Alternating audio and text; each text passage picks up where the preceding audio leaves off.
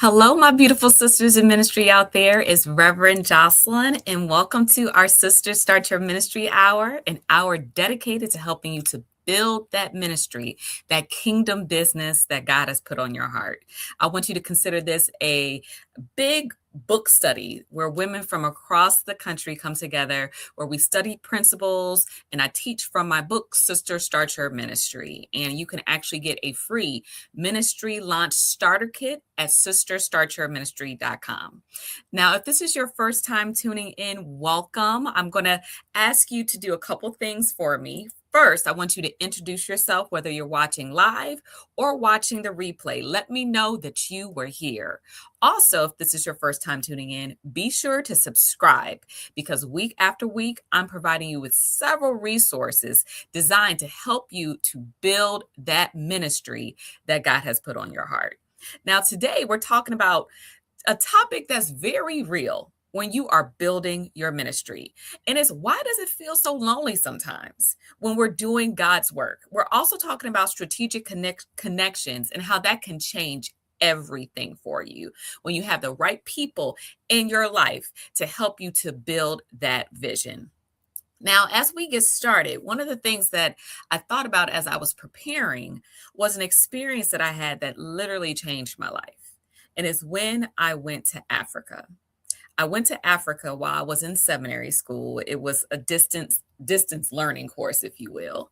And I had never been there before. And I went with some friends, some classmates, that is, to visit. This is me with some of the students there, some of the professors. And it was such an amazing experience. And just to be on the motherland and to hear just about our history, connecting with the people.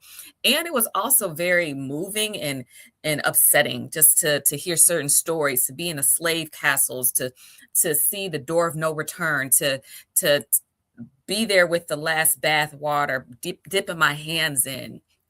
And, as we were learning about our history and studying and connecting, there was a term, a saying, a philosophy that I had never heard before that was shared with us on this trip. And it was Ubuntu. I am because we are. I am because we are. And for me, when I heard that at first, I was like, huh, wait. It wasn't resonating initially because I admittedly had been so used to being by myself when doing work. I'm relatively introverted, believe it or not. And, when it came to projects and working on different initiatives, a lot of times I would find myself being alone and trying to figure things out by myself. And when I heard I am because we are, I am because we are reminded me of the importance of collective power, of us being in community, that what I do is interconnected with others. And I'm not by myself when it comes to God's calling for my life. And I share this because there might be some other fellow introverts out there who you've been called to ministry, and sometimes you might be tempted to try to just figure things out on your own. And we're not meant to do that. We are relational beings. And as we step out into this deep and we go to new heights, we want to be prayerful about those people who we're in community with, who's meant to be on this journey with us, understanding that whatever we do is interconnected with other people. All right. And so, as I shared that opening story, it's foundational for what we're going to be talking about today. But I want to pause to see who's watching live. Please remember to introduce yourself. I want to know who's here, what city you're representing. Put your name in the chat for those who are watching live today. Welcome, welcome, welcome. So, we're talking again about why ministry feels so lonely. And I think one of the things that can take place is that God gave you a vision. He gave you that vision, but he didn't necessarily make it a public service announcement to everybody else, right? And your path is unique to you.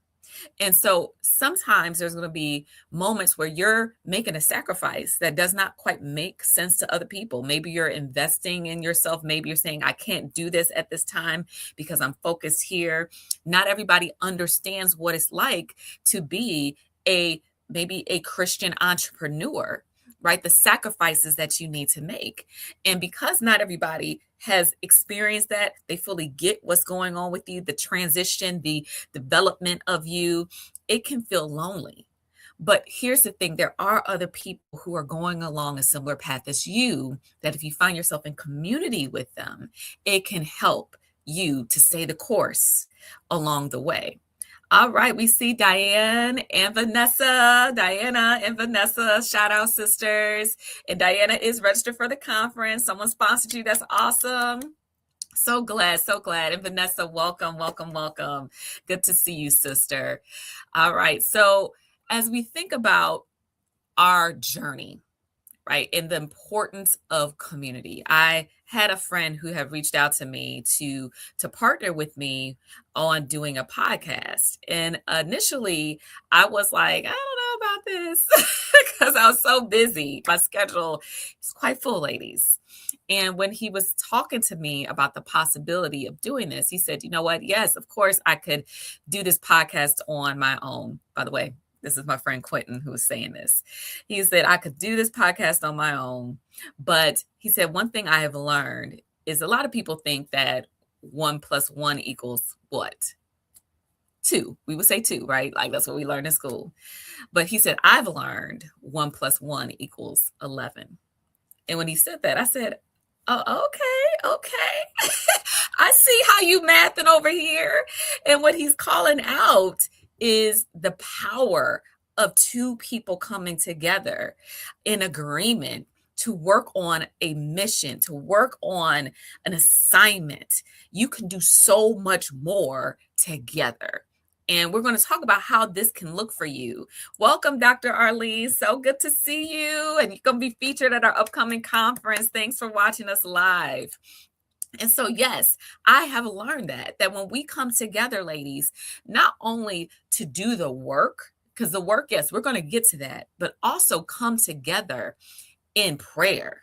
When 2 or more are gathered in my name, right? When we come together in prayer, in fasting, in believing, with shared vision to encourage one another, it helps us when we frankly feel like quitting. And am I talking to anybody right now? Have any of you ever, when you were like setting out to do this work, you were setting out to write this book, you were setting out to start this nonprofit, you were setting out to do what God told you to do, and you were like, I am tired. I'm burnt out. I don't know if I'm going to make it. Yeah. If none of you felt that way, I could tell you, I felt like that just 2 weeks ago. I was like, oh Lord, this is so hard. So hard. And the thing that kept me going, and this is why I'm telling you, sisters, community is crucial. I'm a part of a mastermind community. And the day in which I was at my lowest, I'm being very vulnerable with you right now. I was like, Lord, I can't. I'm tired. I'm giving it my all. And in that moment, God sent 2 people from my mastermind community. One was my coach. Another one was a dear girlfriend of mine who's speaking at the upcoming conference, just to check in on me, just to give me an encouraging word. Be like, yes, sis, I've been there. This is normal. The struggle that you're going to, also the spiritual warfare that you're going through right now is normal. Because anytime you're doing something that is for the kingdom, you have a target on your back. And if the enemy can take out the person who is leading, who's being a light, he will. So the higher that you go, the more that you dig in to what God is calling you to, the resistance is going to be stronger. And this is why we have to have people around us who will pray with us, who will intercede, who will undergird us, who will say, no, you will not give up. You are called, you are chosen, and you're not by yourself. And I want you to understand that, sisters, you are not alone. But the resistance that you feel is normal. Okay. But you have to have people around you who will put that in perspective when you feel like giving up, because there will be times, I don't care how holy, sanctified you are, there are going to be times in which your arms feel like they're weak. They feel weak. And with the help of other people, they can help you hold it up. When we think about Ecclesiastes 4:9-11, it says, two are better than one because they have a good return for their labor. If either of them fall down, one can help the other up. It goes on to say in Ecclesiastes 4:12, though one may be overpowered, I might be overpowered in that moment. You might feel overpowered. Two can defend themselves. A cord of three strands is not quickly broken. So here is the question, and I really want you to think about this. In your life right now, who is in your inner circle? Who are the people who, when you are going through that season, when you are pressing, you can call on them and they won't just say, I'll pray for you, and then 2 minutes later forget. No, they will stop what they're doing right then and there, and they will go before God with you. They will fight in the spirit with you. They will then also do some things in the natural to support you and uplift you. Who are those people who will help you when things get tough? And this is a question that I ask with some sensitivity behind it, because for some, you might feel like, Reverend Jocelyn, I don't have anybody. And I get it. There are seasons in life when you are being elevated, where some of the people who were in your circle are no longer there. You've gone through a pruning season. So your friend group has changed, but it doesn't have to stay there. Sometimes God keeps you in solitude while He's doing a new thing in you. He's molding you, He's working on you. But I believe there are then times after God is like really spending time with you, teaching you, you having those intimate moments where He will open up new doors for new friend groups, new sisterhoods to be developed. And you have to be open to cultivating that. You have to be open to not just coming to relationships from a place of void of what can you do for me, but you're coming to those relationships from a place of value. How can I serve you? How can we collaborate together? What can we do to partner together where, okay, you got this strength, I got this strength. Let's work together. Let's put our strengths together to really build something that's powerful. All right, if this is resonating with you right now, talk back to me. Let me know, what season are you in? Are you in a season where you do have those ride or diers? Or you're in a season where God is shifting things for you and you're looking for your new sisterhood? And I'm believing with you right now that there are going to be some new friendships and sisterhoods developing, even from those of you who are attending the conference, those of you who are watching live right now. You are going to meet some amazing women who are going to help you at this upcoming conference with the vision that God is calling you to.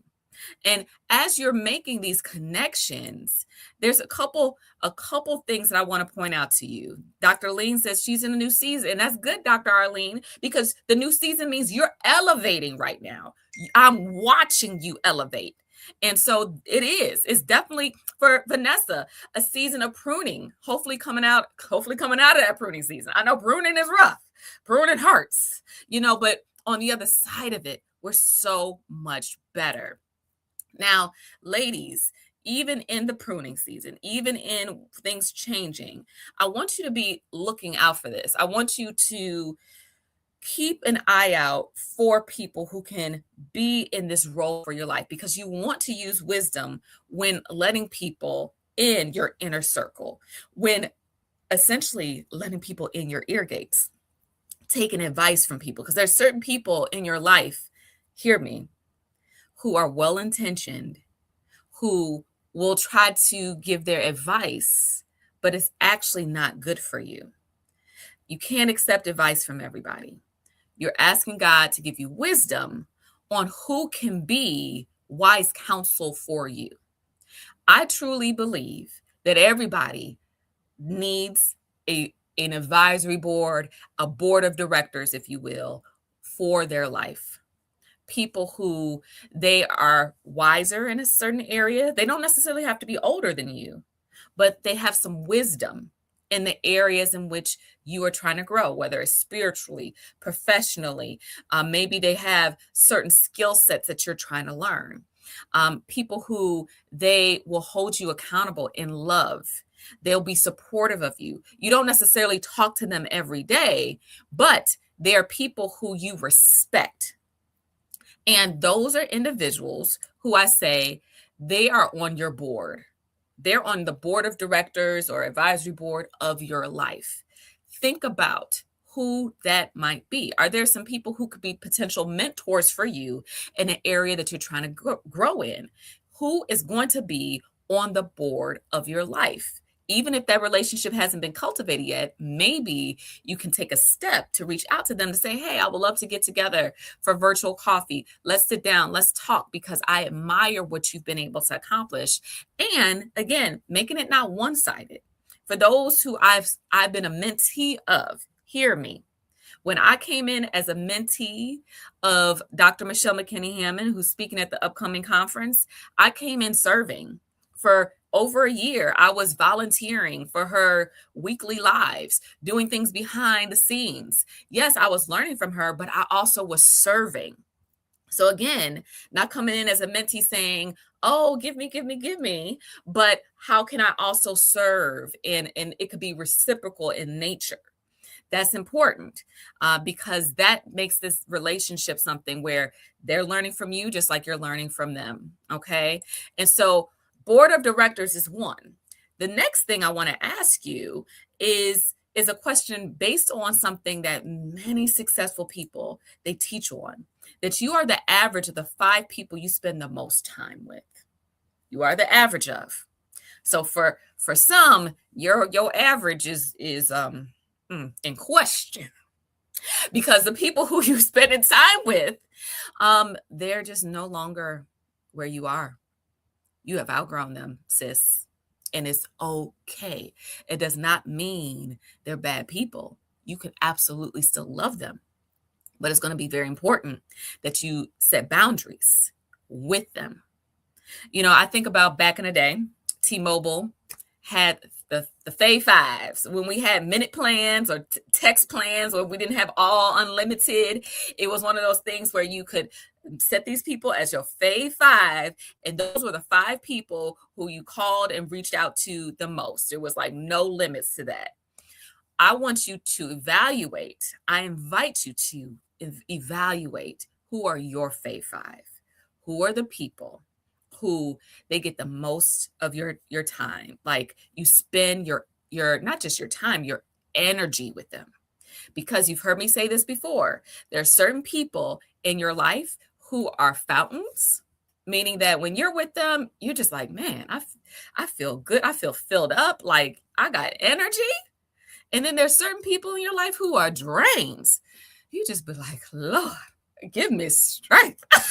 They took everything out of me because it's just so much. They just take, or just negative, the energy, right? And you have to be guarded in this season when it comes to those who get your energy, who get your time, because you are on mission, sis. You are on mission in this season, and you can't afford to have people around you who drain you, who zap your energy and are bringing your average down. Again, this is not judgment. This is just, again, self-awareness about where God is leading you in this season and being mindful of where people are in position to this. I love it, Dr. Arlene. He said, that's good. Who are your Fave 5, sister? Think about it. I'm asking you to think about this deeply because it matters. And in this new year, I've been really evaluating the people in my life who, yes, I love you. I just can't spend a whole lot of time with you right now because the season where God has me in, he has me focused here. And I'm guarding everything around that to make sure I keep the sanctity of what God is calling me to. So when we think about that, it's not just us having the Fave 5 and the advisory board. We also want to think about the strategic partnerships in our lives. Going back to that quote from my friend Quentin, my brother Quentin, he said 1 + 1 = 11, right? Strategic partnerships. Strategic partnerships can open up doors for you that you just cannot open by yourself. I want you to think about maybe certain opportunities that you've wanted to have for quite some time. Maybe for some of you, you're like, oh man, I would love to write a grant, but I don't know a thing about grant writing, right? Maybe writing is not your thing. Or maybe you're like, okay, I need a building. I need a place for doing my work around sexual trauma, or to run healing groups, or to do whatever work God is calling you to. And you're like racking your brain around how that you can make this happen. Well, sis, have you ever thought about establishing a partnership? Establishing a partnership with an entity that has certain things in place that you might not have established yet, but you also are bringing value too. Again, because you're approaching this partnership from a place of value. You know, you have this program that can potentially benefit the church. Like you might have this like mentoring program. You just need a place that you can call home, where you meet with the girls, versus you going out and renting space. Why don't you maybe approach a local church where the only times they're really using the building is on Wednesdays and Sundays? They have space. There's a lot of places that have unused, not only space, but they're also looking for partnership opportunities to serve the community. So you are helping them with their efforts. It's a win-win. So think about the organizations. Think about places where you're saying, hey, let's collaborate on this grant opportunity. Let's go in it together. I remember I was running a nonprofit for nearly a decade, and the funding terrain had changed from funders being okay with funding like a single organization to funders literally saying, no, we'll only fund collaborations.